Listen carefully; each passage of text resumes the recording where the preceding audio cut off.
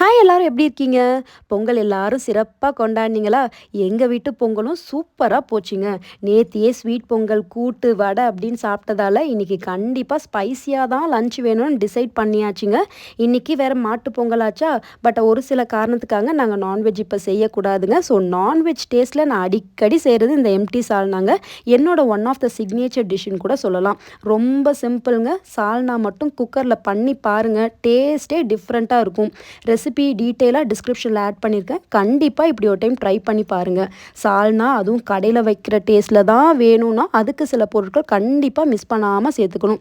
முக்கியமாக சால்னாக்கு நம்ம அரைக்கிற தேங்காய் விழுது, முந்திரி, கசகசா, சோம்பு, மிளகு, பட்டை, ஏலக்காய் நல்லா ஃபைன் பேஸ்ட்டாக அரைச்சிக்கணுங்க. ஏன்னா சால்னா மீடியம் கன்சிஸ்டன்சியில் தான் இருக்கணும்.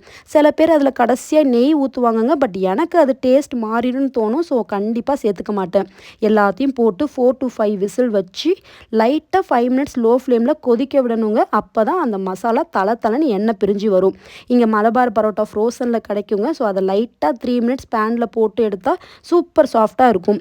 அப்புறம் என்னங்க, கடை டேஸ்ட்டில் பிச்சு போட்டு மேலே சால்னா ஊற்றி சாப்பிட்டா நான்வெஜ்ஜே வேணான்னு தோணுங்க. ரொம்ப நல்லா இருந்துச்சு.